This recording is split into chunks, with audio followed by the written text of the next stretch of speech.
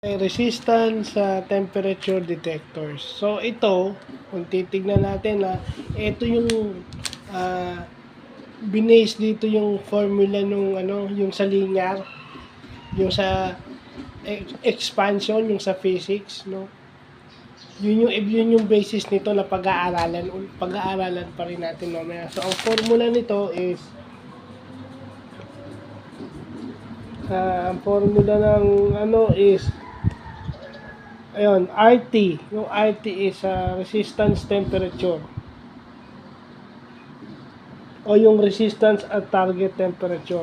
R0 times 1 plus alpha times change in temperature. Yung alpha is yung temperature coefficient.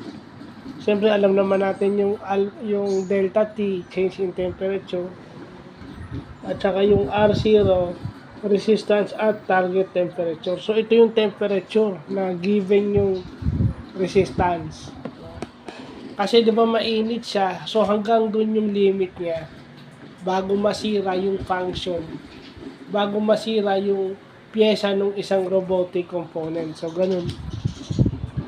Ginagamit din ito pala sa physics, no? Lalo na sa technology ginagamit din to. Yung sa mga materials, no?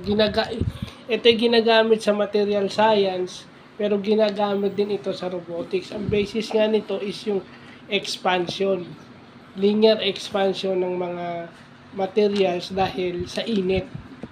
O, di ba? So, yun yung pinaka-basis. Basis, ibig sabihin, parang pinagbasihan. Okay? Pinagbasihan kasi halos pareho.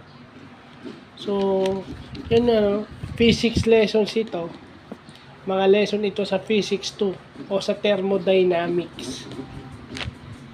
Thermodynamics sa heat, heat dynamics na thermo meaning heat. Lesson ito sa thermodynamics na ginagamit din sa robotics. So, yun lang pa.